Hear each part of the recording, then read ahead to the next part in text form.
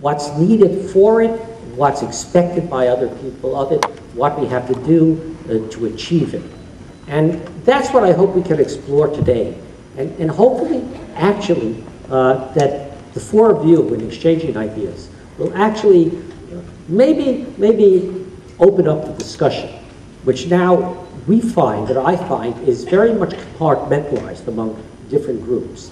And one of the compartmentalizations that we find is between those who have a classic view of security, very classic, and it's built on a concept of nation-state security, which we've had since the Peace of Westphalia, and a broader concept called human security, which is very broad.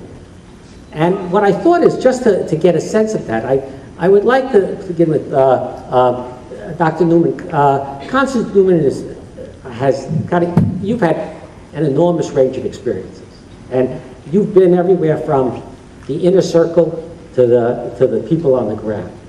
I wonder if you would begin and just share from us, from your observations, what you see as sort of the different spectrums of understanding that people have in terms of security.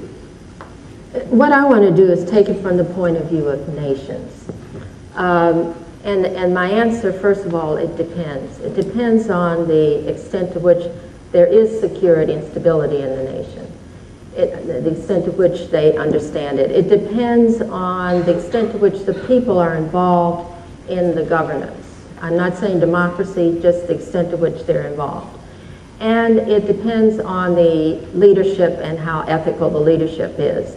So what I want to do is take 3 different countries and describe it in the short time that I have. First of all, there are countries that get it and do it.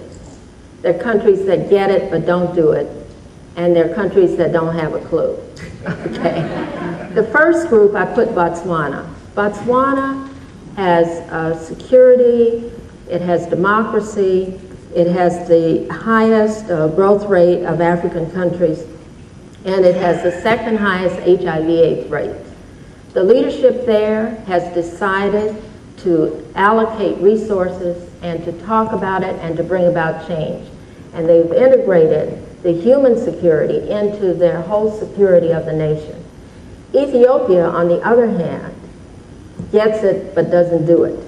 Okay, Ethiopia has put a great deal of money into education and health on the one hand, but at the same time, there are all of these complaints about the government's human rights violations, particularly in the Somalia region.